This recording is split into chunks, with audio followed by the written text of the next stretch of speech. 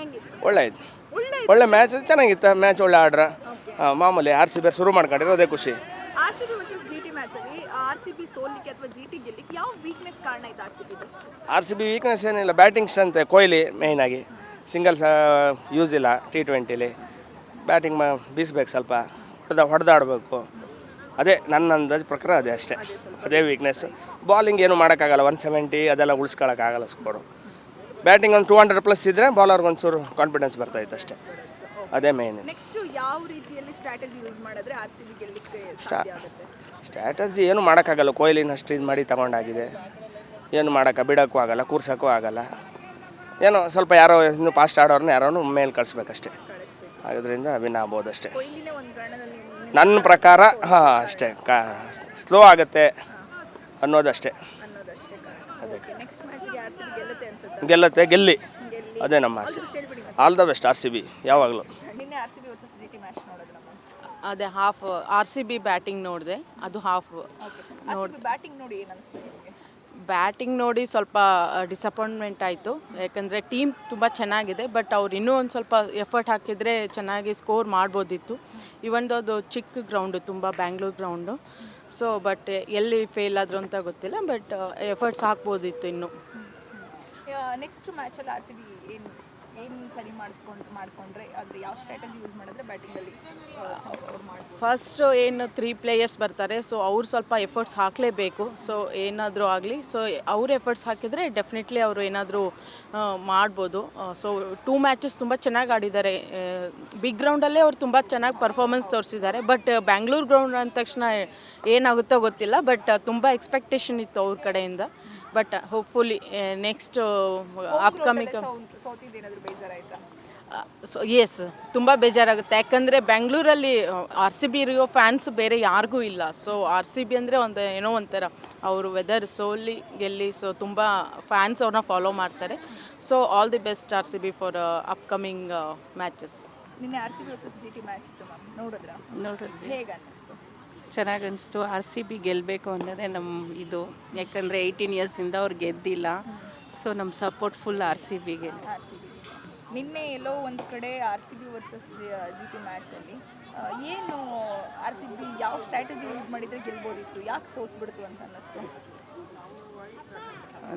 ಇದಿಲ್ಲ, ಆದರೆ ಅವ್ರ ಪ್ರಯತ್ನ ಅವ್ರು ಮಾಡ್ತಾನೇ ಇದ್ದಾರೆ. ಬಟ್ ಈ ಸತಿ ಗೆಲ್ತಾರೆ ಅನ್ನೋದು ನಮ್ಮ ಅಭಿಪ್ರಾಯ. ನಾವು ಅದನ್ನೇ ಅಂದ್ಕೊಂಡಿದ್ದೀವಿ ಅಷ್ಟೇ. ಓಕೆ, ಹಾಗಾದರೆ ಹೋಮ್ ಗ್ರೌಂಡಲ್ಲೇ ಈಗ RCB ಸೋತ್ಬಿಡ್ತು ಫಸ್ಟ್ ಮ್ಯಾಚು, ಏನಾದರೂ ಬೇಜಾರಾಯ್ತು ಅದಕ್ಕೆ?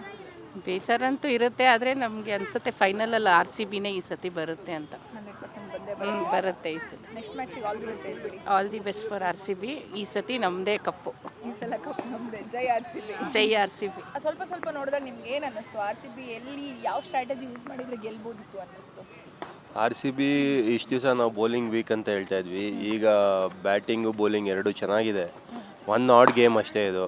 So too early to say anything on RCB. ಖಂಡಿತ ಒಳ್ಳೆ ಟೀಮ್ ಮಾಡಿದ್ದಾರೆ ಈ ವರ್ಷ.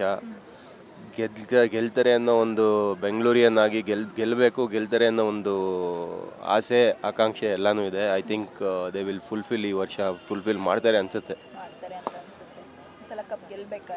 ಗೆಲ್ಲೇಬೇಕು ಮೇಡಮ್, 18 ವರ್ಷ ಆಯಿತು. ಈ ವರ್ಷ ಇನ್ಯಾವಾಗ ಗೆಲ್ತೀವಿ? ಇವಾಗ ಗೆಲ್ಲಿಲ್ಲ ಅಂದರೆ ಇನ್ಯಾವಾಗ ಗೆಲ್ತೀವಿ? ಗೆಲ್ಲಿಲ್ಲ ಅಂದರೆ ಮತ್ತೆ ಅದೇ ಹಾಡು ಅದೇ ಕತೆ. ಇಷ್ಟು ವರ್ಷ ಏನು ನಡೀತೋ ಅದೇ ಮತ್ತೆ ಬರೋ ವರ್ಷ ಅಂತ ಹೇಳ್ತೀವಿ. ಪ್ರತಿ ವರ್ಷ ಹೀಗೆ ಸಪೋರ್ಟ್ ಮಾಡ್ತಾನೆ ಇರ್ತೀವಿ ಅಫ್ಕೋರ್ಸ್.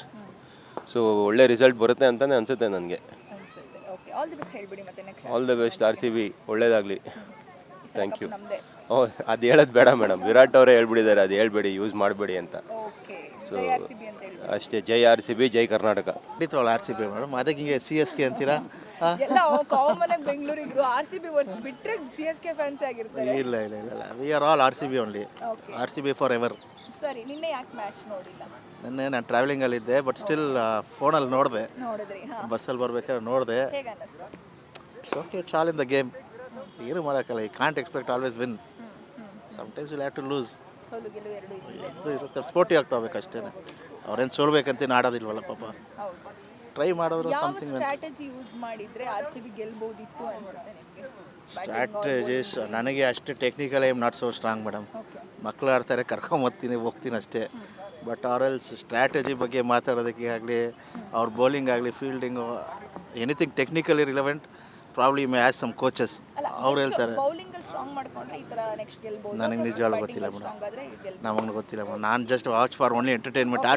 ಓನ್ಲಿ RCB ಮ್ಯಾಚ್ ಒಂದೇ ವಾಚ್ ಮಾಡೋದು ನಾನು. ಆರ್ಸಿಬಿ ನಿನ್ನೆ ಹೋಮ್ ಗ್ರೌಂಡ್ ಅಲ್ಲಿ ಸೋಲ್ತಲ್ಲ, ಹೌದು. ಬೇಜಾರಾಯ್ತಾ? ಇಲ್ಲ, ನಾಟ್ ಎಟ್ ಆಲ್. ನೆಕ್ಸ್ಟ್ ಗೆಲ್ತಾರೆ ಅಂತ 100%. Okay, next match all the best ಹೇಳ್ಬಿಡಿ. Sure, all the very best RCB. ಜೈ ಆರ್ಸಿಬಿ. ಜೈ RCB. ಎಸ್, ಕೇಳಿದ್ರಲ್ಲ ವೀಕ್ಷಕರೇ, RCB ನಿನ್ನೆ ಮ್ಯಾಚ್ ಸೋತಿರ್ಬೋದು, ಆದರೆ ಸೋತ್ರೂ ಗೆದ್ರೂ ಕೂಡ ನಾವು RCBಗೆ ಸಪೋರ್ಟ್ ಮಾಡೋದು ಅನ್ನೋದು RCB ಫ್ಯಾನ್ಸ್ನ ಅಭಿಪ್ರಾಯ. ಹಾಗೆಯೇ ನಿನ್ನೆ RCB ತನ್ನ ಹೋಮ್ ಗ್ರೌಂಡಲ್ಲೇ ಸೋತಿದ್ದಕ್ಕೆ ಸ್ವಲ್ಪ ಜನರಿಗೆ ಬೇಜಾರು ಆದ್ರೂ RCB GT ಎದುರುಗಡೆ ಸೋತಿರ್ಬೋದು, ಆದರೆ ಈ ಸಲ ಕಪ್ ಮಾತ್ರ RCBನೇ ಗೆಲ್ಲೋದು ಅನ್ನುವಂತಹ ಭರವಸೆ ಮೂಲಕ RCBಗೆ ಪ್ರತಿಯೊಬ್ಬರು ಕೂಡ ನೆಕ್ಸ್ಟ್ ಮ್ಯಾಚಲ್ಲಿ ಚೆನ್ನಾಗಿ ಆಡಲಿ ಅಂತ ಆಲ್ ದಿ ಬೆಸ್ಟ್ ಕೂಡ ಹೇಳಿದ್ರು. ಇನ್ನು RCB ನೆಕ್ಸ್ಟ್ ಮ್ಯಾಚಲ್ಲಿ ಹೇಗೆ ಆಡುತ್ತೆ ಅಂತ ನಾವು ಕೂಡ ಕಾದ್ ನೋಡಬೇಕಾಗಿದೆ. RCBಗೆ ಆಲ್ ದಿ ಬೆಸ್ಟ್ ಹೇಳ್ತಾ ಇದಾಗಿತ್ತು ಈ ಹೊತ್ತಿನ ವಿಶೇಷ ಸುದ್ದಿ. ಇನ್ನಷ್ಟು ಸುದ್ದಿಗಾಗಿ ನೋಡ್ತಾ ಇರಿ guarantee news. Camera person Rupesh ಜೊತೆ ಶಮಿ ಶೆಟ್ಟಿ. ಗ್ಯಾರಂಟಿ ನ್ಯೂಸ್, ಸುದ್ದಿ ಖಚಿತ, ನ್ಯಾಯ ನಿಶ್ಚಿತ.